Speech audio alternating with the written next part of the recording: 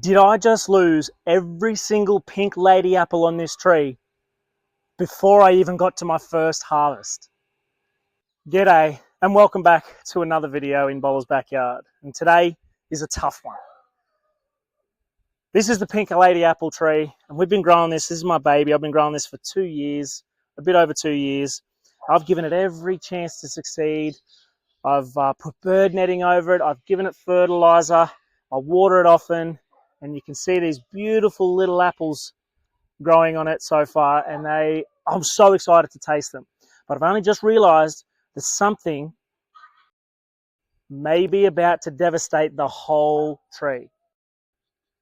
I went and had a look at some of the apples the other day, and there were little beads of sap, little beads of syrup coming out some of the apples. And I just thought that was normal. I didn't think anything of it. A couple of weeks passed, and I went and had a look at one of the apples again, and there was a little brown hole there. Now, I picked the apple, we cut it open, and didn't look too good inside. So I Googled it, and what it looks like I've got is apple maggots. I didn't even know that was a thing. So today's video, we're going to go in and pick a few of them, have a look at the apple maggots, pull it apart and see what it looks like on the inside. The apples are only young, so we'll cut them up, we'll see what it looks like on the inside, and then we'll go through on how we're going to sort of treat it. Can you treat the ones that already have apple maggots in them? What do you do once you've got it? Can you stop it from getting any worse? And at the end of the video, I'm going to touch on another tree that I've got that I also love that was growing amazingly over the last couple of years, but I may have just destroyed that one as well. This is going to be an interesting video. So as I said many, many times, we're learning together. This one is going to be a learning curve. So join me as we go and treat some apples. So as you can see, this tree is growing really well. you can see I've put some stakes down the bottom. The wind gets quite strong. I've had a couple of storms come through and it was swaying side to side and lifting out the roots down the bottom. So I've just put a few supports so the tree doesn't rock too far. And then as you can see, these apples, there was one up here where it has that little bead of, I don't know, sugar. You can see it just dripping out the edge there. That's what they initially had, and I didn't think anything of it. I didn't think it was an issue. But as the apple grew, you can see an example here. It turns into sort of a brown node, and if you push that away, that's a hole. There is a hole in that apple. Now, take a photo with Google Apples. Take a photo with Google Images, and it came up with apple maggots. So I'm going to pull one of these apples off. We will, you can see another little hole here. I'm going to take that apple off. We'll cut it open, see if we can have a look at these little apple maggots, and then we'll go into treating this tree.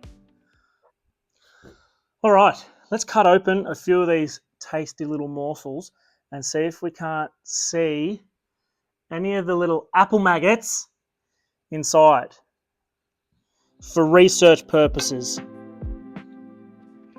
There you go, you can see a close up here. Does not look very nice. So let's try and cut this out.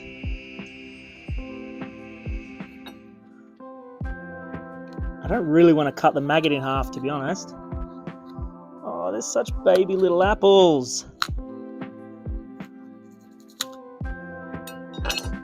Ah! No! That's what an apple maggot looks like.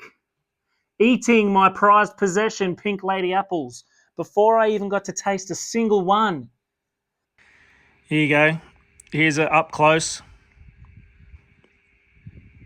This is the little apple maggot that is destroying my apples before I even got a taste.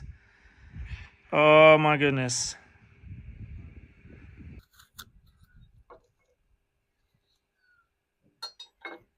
Look, you can see how when you cut the apple open, it's made it all brown on the inside. So I think even if it had a spot on the outside and you wanted to see if you could eat it, you don't know whether that grub has gotten all the way through the middle and just destroyed the whole apple. So I think anything with a mark on it, you're not going to be able to save. This one's got a big mark on it. I don't think you're going to have any kind of hope of getting anything out of it. You can see how the hole on the outside here has gone all the way to the middle. Now, these are only young, so if I let these go until they're fully ready to go, that maggot would have eaten it all out, and there's not much good apple left to go. So I'm hoping there's some out there that are untouched. I'm going to have to pick every one that has a hole in it.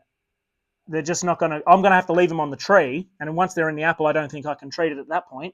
So the maggot's just going to eat the whole apple out, and I'm going to be left with nothing at the end of it. So everything on that tree, I think, has to come off. But I'm going to do a bit of researching, and I'll let you know how I go.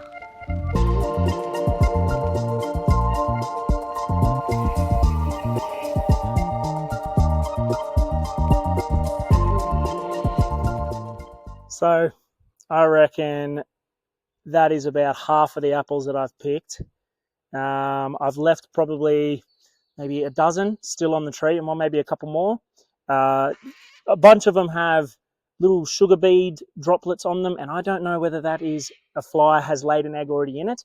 It just hasn't got big enough to leave all of this gunk on the outside. So I'll probably leave another half after, I'll lose another half after that.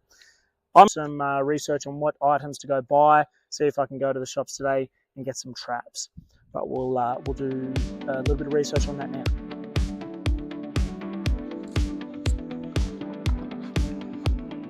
Okay, so after a little bit of investigating and going down to the local garden shop, I spoke to the local expert, and they did outline that it does look like fruit fly, which are laying little, they sting the fruit, and they lay little maggots inside your fruit and tomatoes and your cherries and all that sort of stuff. So I don't have any cherries, my apples are getting eaten, and so are my tomatoes, and I didn't know that they were fruit flies. So I went down there and I got a couple of products that can help. So online it did say that the perithrum will work, but the lady at the counter wasn't too impressed with the perithrum, so I did get another thing. So perithrum will do something, I assume, but por qué no los dos?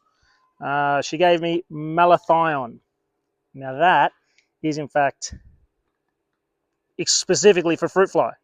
So I'm going to mix this up. You mix up with 200 grams of sugar with it, and I think that it just attracts the flies to go to it and eat it, and then that then affects them. But what I should have done also, and you see this on the citrus plants as well, which is affecting my citrus plants, the wasps sting the new growth of the citrus trees and lay the little larvae inside your stems, inside the stems of your citrus. Anyway, so these things should have been set out before, just as the fruit starts to form. So after the flowers, as the fruit starts to form, when the flies want to come in and sting your fruit, you lay these. You have 2 for anything under 2 meters, so on the borderline, on the outer limbs, or 4 for anything above 2 meters. So I bought 2 of these things, and you can just change out the middle. And these are just sticky; they just kill the flies when they stick to it. This here is a spray that when they ingest it, it kills them like that. So these are the 2 things that I bought. I'm going to spray it, and I'm going to hang these up, and hopefully never see another fly again. But next season, when I get the tomatoes, when I get the fruits coming out, and when my cherries start growing, I'll be hanging these up earlier. So I might have been too late. I reckon I am too late, to be honest. I reckon the flies have already got it, and pretty well all of the apples will be affected. So I reckon I'm too late, but next year, fingers crossed, I'll get in early enough and we save some apples. Sorry, before I forget, I didn't want to forget to mention, it's a 3-pronged attack. From all the advice I got, why not try your baiting, you try your spray if you do have an infestation, but also to prevent them getting in, have a very fine mesh. I think this is like a 2 mil mesh. I put on this mesh to stop the birds getting in because last year the cockies that live up in the eucalypts came down and destroyed my citrus trees. Half the tree was just on the ground one day. So I put this up to prevent the cockies from getting in, but I should have put this much finer mesh, like a nice 2 mil mesh, and that stops the flies from getting through. So I'm going to take this mesh off, put this mesh on, hang some traps, spray some insecticide, and hopefully harvest some apples in a month or 2.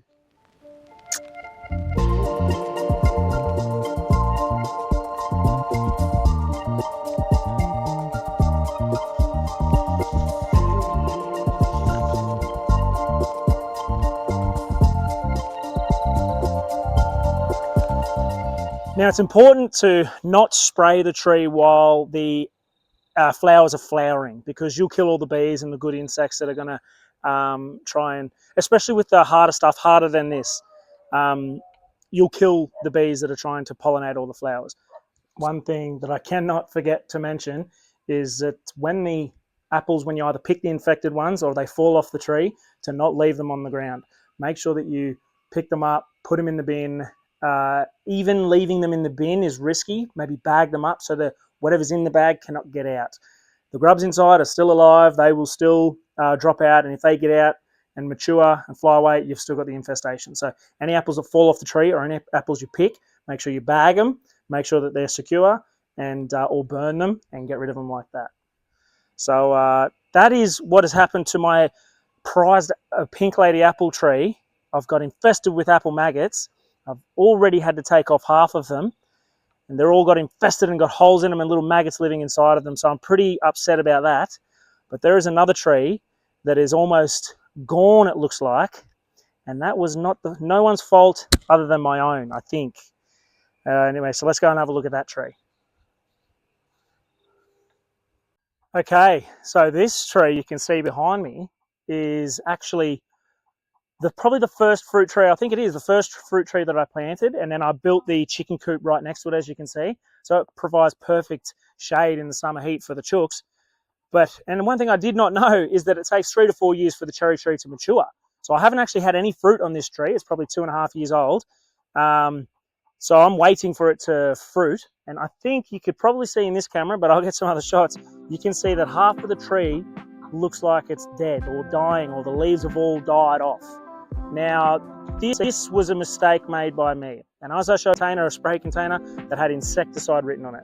Now, I had an infestation every year I have of cherry slugs, and I need to spray them with, again, the pyrethrum works as well. So I put pyrethrum in a container, in a spray container, not the insecticide container, and I didn't really think hard enough about what was in it.